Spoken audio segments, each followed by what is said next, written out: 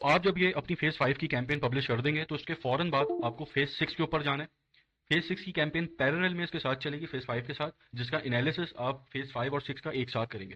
Phase 5 के ऊपर आप लुक अलाइक टेस्टिंग की स्टेज 1 के ऊपर है, फेज 6 के ऊपर लुक अलाइक टेस्टिंग की स्टेज 2 के ऊपर है। फेज 5 के ऊपर आप वैल्यू बेस्ड परचेजेस की लुक अलाइक आपने बनाई हुई है। फेज 6 के ऊपर आप और डिफरेंट अपने बिजनेस के अंदर जो फेसबुक यूजर के बिहेवियर हुआ है आपके बिजनेस के साथ इंटरेक्शन के दौरान, उसकी लुक अलाइक बनाएंगे कि जैसे वो लोग जिन्होंने सबसे ज्यादा टाइम स्पेंड किया आपकी वेबसाइट पे, आप उसको टेस्ट करेंगे। तो ऐसे ये आपका फेज 5 और 6 पैरेलल में साथ साथ चलेगा।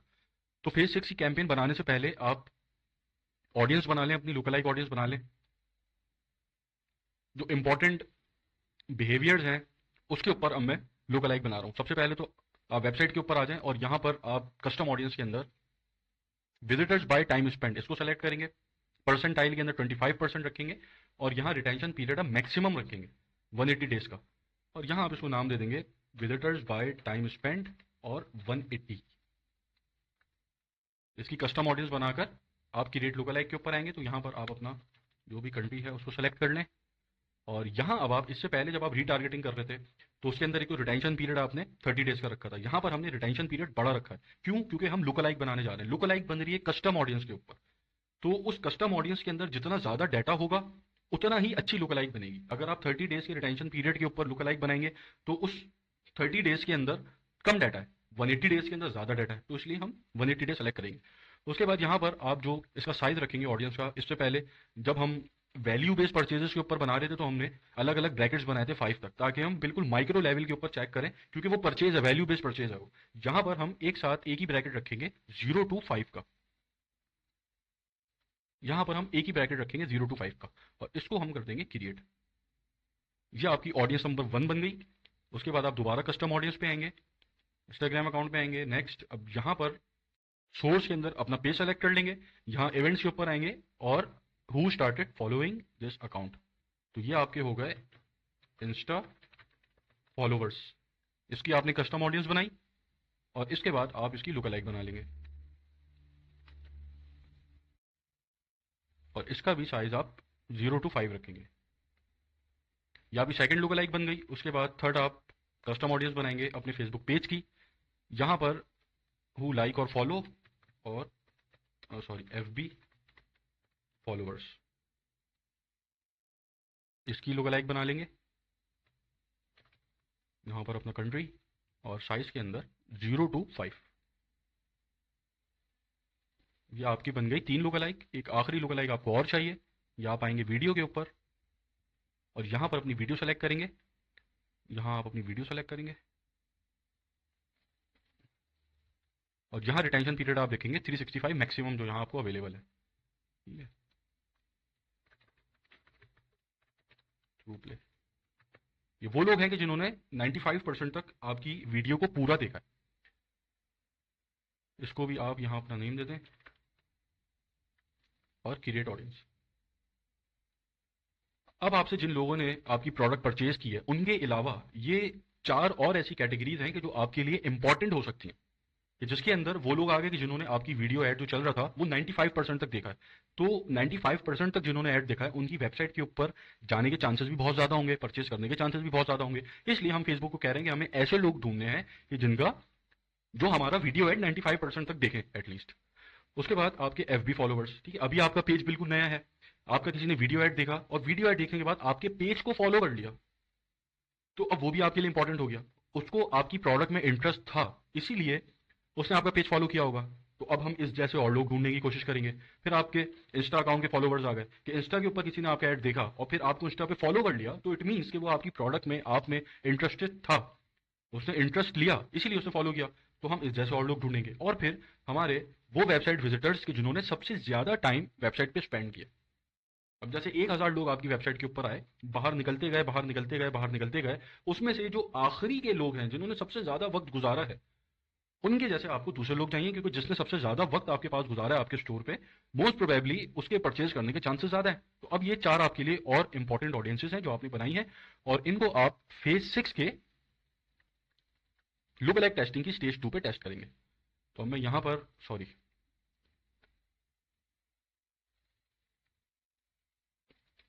किसी भी एक एडसेट के ऊपर मैं आया, यहाँ पर मैं इसको न्यू कैंपेन पे जा रहा हूँ, न्यू कैंपेन पे क्लिक किया, इसको मैं दूंगा बजट। सबसे पहले तो मैं इसका फेज बताऊंगा, फेज 6। बजट मैं यहाँ पर इसको दूंगा, बजट क्या दूंगा मैं इसको यहाँ पे $5 मल्टीप्लाई बाय 4, $20 का मैं इसको बजट दूंगा। तकरीबन ये कैंपेन चलेगी 6,000 पे, अगर मैं इसको देखूँ पीकेआर में। फिर मेरी प्रोडक्ट का नाम आ गया और इस कैंपेन का पर्पस आ गया, लुकलाइक टेस्टिंग स्टेज 2। इस कैंपेन का पर्पस आ गया, इसको आप कर दें डुप्लीकेट।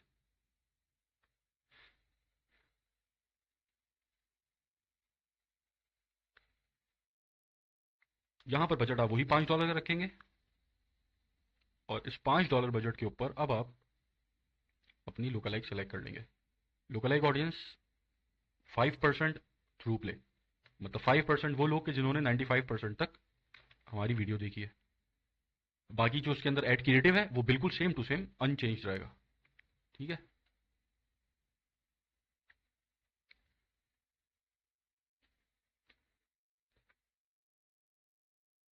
हमारी स्टेज 2 की कैंपेन है, इसको मैं फेज 6, तो इसका एक हेडसेट मैंने बना लिया है, बाकी के 3 हेडसेट भी मैं बना लेता हूँ।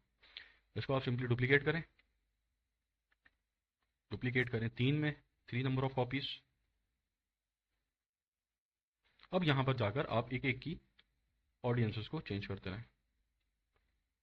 तो मैंने थ्रू प्ले सेलेक्ट कर लिया, अब मैं FB फॉलोवर्स को सेलेक्ट कर लिया। यहाँ पे इस कैंपेन को एडसेट को नाम दे दिया FB फॉलोवर्स का।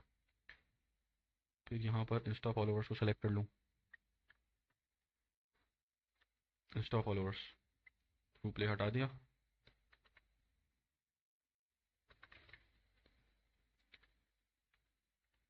ये आखिरी जो एडसेट है इसके अंदर विजिटर्स बाय टाइम स्पेंड 5% और थ्रू प्ले हटा दूंगा आपसे। तो अब ये आपकी फेज 6 की कैंपेन है कि जिसके अंदर आप इन लुकलाइक्स को टेस्ट कर रहे हैं जो आपके बिजनेस के लिए इंपॉर्टेंट हो सकती है।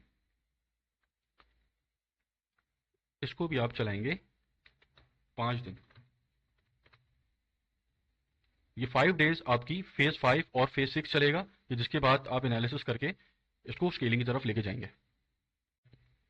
अच्छा, जब आप इस कैंपेन को 5 दिन चला लेंगे, फेज 5 और फेज 6 को, इसको आप आकर यहाँ टिक कीजिएगा और अब ये एडसेट्स आपके सामने आ जाएंगे कि जो एडसेट्स आपने 5 दिन चलाए हैं। तो अब इन एडसेट्स को आपने देखना है कि कौन से एडसेट्स हैं जिसके ऊपर आपको प्रॉफिटेबल परचेजेस आएंगे, और बेंचमार्क आपने वही बनाना है जो आपको फेज 3 के अंदर मैंने बताए थे रूल्स। उन्हीं रूल्स के ऊपर आप इसको देखें कि आपको कौन से एडसेट्स के ऊपर परचेजेस आ रही है, कौन से एडसेट्स के ऊपर परचेजेस आपको लॉस में जा रही है। तो यहां पर जिन एडसेट के ऊपर परचेजेस लॉस में जा रही है उसको आप कर देंगे किल। ये है रूल नंबर 1। रूल नंबर 2 क्या है, आपको यहां पर अब ये देखना है। सबसे पहले अगर मैं सिर्फ फेज 5 की बात करूं, अभी अगर मैं सिर्फ फेज 5 की बात करूं तो यहाँ फेज 5 के ऊपर आपको सिर्फ ये देखना है पहले कि ये जो लुक अलाइक 1% है, 1 से 2% है, 2 से 3, 3 से 4, 4 से 5, इसके अंदर जो आपको परचेजेस आई है, सबसे पहले तो आपने ये देख लिया कि यार मुझे लुक अलाइक 4 to 5 पे 0 परचेज आई है, तो ये तो किल हो गया। लेकिन जिसके ऊपर परचेजेस आई हैं वो अब आप ये देखेंगे कि आपको क्या रोज आई हैं या एक ही दिन आ गई हैं या डैप के साथ आई हैं, कि आपको स्टार्टिंग के 3 दिन नहीं आई थी, चौथे दिन आ गई थी। अब आपको ये देखना है, क्योंकि यहाँ ऑडियंस ओवरलैप नहीं हो रही। यहाँ जो 1% के अंदर लोग हैं वो बिल्कुल अलग हैं, 1 से 2% के अंदर वो बिल्कुल अलग है। यहाँ आपकी कोई ऑडियंस ओवरलैप नहीं होगी। जिसने आपका एड 1% के ऊपर देखा है वो आपका एड 2, 3, 4, 5 पे नहीं देखेगा। तो अब यहाँ पर बस आप ये देख लें कि आपको परचेजेस रेगुलर आई हैं या फिर एक दिन इस पे आ गई, 2 दिन इस पे आ गई, 3 दिन इस पे आ गई। अगर इस तरह का कोई सिनेरियो बनता है कि भाई आपके ये सारे ही एडसेट्स के ऊपर परचेजेस आई हैं, तो अब आप इनको कंबाइन कर देंगे 0 से 5% पे, जैसे अभी हमने बनाया था फेज 6 में 0 to 5%। तो आप इसको स्केल करने से पहले कंबाइन कर देंगे एक साथ, वरना आप अलग अलग भी यूज कर सकते हैं इसको। एक ही एडसेट के अंदर ये सारी ऑडियंसेस आप इस्तेमाल कर सकते हैं। तो रूल नंबर 1 क्या था कि जो प्रॉफिट में नहीं है, जो आपने बेंचमार्क बनाया, वो किल हो जाएगी। रूल नंबर 2, अब आप यहाँ 25% के हिसाब से बजट को इंक्रीज करेंगे। और अगर 25% के हिसाब से जब आप स्केल कर रहे हैं बजट को, अगर उसके अंदर आपकी कैंपेन की परफॉर्मेंस बिगड़ जाती है, खराब हो जाती है, तो फिर आप वही जो हमने फेज 3 के ऊपर मैंने आपको बताए थे 2 रूल्स, कि अगर 25% के हिसाब से कैंपेन खराब परफॉर्म करने लग गई है तो आप उसको बंद करेंगे और एक्सटेंशन बनाएंगे जिसमें आप एडसेट को डुप्लीकेट करेंगे डबल बजट के ऊपर। जो फेज 3 के ऊपर हमने रूल इंप्लीमेंट किया था, एग्जैक्टली रूल फेज 5 और 6 पे इंप्लीमेंट होगा, कि आप 25% के हिसाब से बढ़ाते जाएं, जहां रिजल्ट खराब हो वहां फिर आप उसका बजट, उस कैंपेन को बंद करें, उसकी एक्सटेंशन बनाएं और एक्सटेंशन बनाकर उसको डबल बजट के ऊपर आप डुप्लीकेट करते हैं। जैसे अभी आपका एक एडसेट चल रहा था $5 पे, अब आपने उसको डुप्लीकेट किया 10 पे, 15 पे, 30 पे, 60 पे, 100 पे, 200 पे, 500 पे। तो यहां तक जो मैंने अभी चीजें आपको बताई हैं, इसके अंदर स्केलिंग की स्ट्रेटेजी नंबर 1 बताइए कि आप या तो 25% के हिसाब से बजट बढ़ा के स्केल कर लें या फिर कैंपेन को डुप्लीकेट करते जाएं। तो ये जो स्ट्रेटेजी है ये पूरी दुनिया फॉलो करती है, ये स्ट्रेटेजी पूरी दुनिया फॉलो करती है। आप फेसबुक मार्केटिंग कहीं से भी सीखेंगे, जिससे भी सीखेंगे, वो आपको यही स्ट्रेटेजी बताएगा, क्योंकि ये एक जनरल स्ट्रेटेजी है जो ओवरऑल पूरी दुनिया में चल रही होती है। अब इस पॉइंट के ऊपर यहां से अब मैं स्ट्रेटेजीज आपको और देना शुरू करूंगा जो यूनिक होंगी। जैसे स्ट्रेटेजी नंबर 2 अब मैं आपको एक दूंगा जो यूनिक होगी, उससे पैसा बनता है। स्ट्रेटेजी 3 से पैसा पैसा इससे भी बनता है। ये मत समझिएगा जो अभी हमने इतनी ख्वारी की है कि इससे पैसा ही नहीं बनेगा तो हम भाई ये क्यों, हमें इसी से पैसा बनेगा। जहां तक जो हम लोग आ गए हैं स्केलिंग की अटेम्प्ट 1 2 3, ये जो आपकी एक जनरल स्ट्रेटेजी के ऊपर आप जा रहे हैं 25% पैसा इससे भी बनता है, भाई दुनिया इसको फॉलो करती है। लेकिन इसके अलावा भी मैं कुछ आपको ऐसी स्ट्रेटेजीज बताऊंगा जो यूनिक होंगी, उससे भी आपका पैसा बनेगा। तो मैं आपसे 3 4 5 किस्म की स्ट्रेटेजीज शेयर कर दूंगा। वो स्ट्रेटेजीज उस वक्त इंप्लीमेंट होती है कि जब आपके पास विनिंग ऑडियंस है, विनिंग क्रिएटिव है, विनिंग प्रोडक्ट है। तो फिर वो स्ट्रेटेजीज आप इंप्लीमेंट करके कम वक्त के अंदर बहुत सारा पैसा बना सकते हैं। फिर स्टेप बाय स्टेप आपको जाने की जरूरत नहीं है। आप एक साथ ही अपनी कैंपेन को, आपने स्टार्ट $5 से किया था, एक साथ आप $1000 की कैंपेन भी बना लेंगे। ऐसी स्ट्रेटेजीज में कुछ अब आगे इस पॉइंट से आपको बताना शुरू करूंगा। तो यहां तक हमने ये सारी चीजें कवर कर ली। अब एक स्टेज हमारी रह गई है जो कि रीटारगेटिंग की स्टेज नंबर 2 है, और उसके बाद एक और स्टेज रह गई है कि जहां पर आप न्यू प्रोडक्ट को टेस्ट करते हैं। तो वो दो स्टेजेस जो हैं वो स्ट्रेटेजी का पार्ट है जो उसके अंदर है। अब हम अगली वीडियो से स्ट्रेटेजीज को शेयर करना मैं शुरू कर दूंगा कि अगर आपसे इसका काम नहीं बना कि आपने अपनी विनिंग ऑडियंस आपको पता चल गई, विनिंग एडसेट पता चल गया, आपको विनिंग क्रिएटिव पता चल गया, आपके पास विनिंग प्रोडक्ट है, लेकिन ये जो स्केलिंग की स्ट्रेटेजी उससे आपका काम नहीं बन रहा, तो आप दूसरी इंप्लीमेंट करेंगे। उससे काम नहीं बन रहा, तीसरी इंप्लीमेंट करेंगे। इस तरीके से आप स्ट्रेटेजीज को देखेंगे। क्योंकि देखें एक कॉन्सेप्ट है, उसको अपने जहन में आप जो है क्लियर रखें कि आपकी प्रोडक्ट जितनी भी अच्छी हो, आपका एड क्रिएटिव जितना भी अच्छा हो, इस स्ट्रेटेजी की बहुत इंपॉर्टेंस है। इस स्ट्रेटेजी की बहुत इंपॉर्टेंट, आप अगर गलत स्ट्रेटेजी इस्तेमाल कर रहे हैं उसके ऊपर आपको एक परचेज $15 की पड़ रही है, सही स्ट्रेटेजी इस्तेमाल करेंगे एक परचेज आपको $5 6 पे आ जाएगी। तो स्ट्रेटेजी इतनी इंपॉर्टेंट चीज है। तो यहां से अब हम स्ट्रेटेजीज को स्टार्ट करेंगे।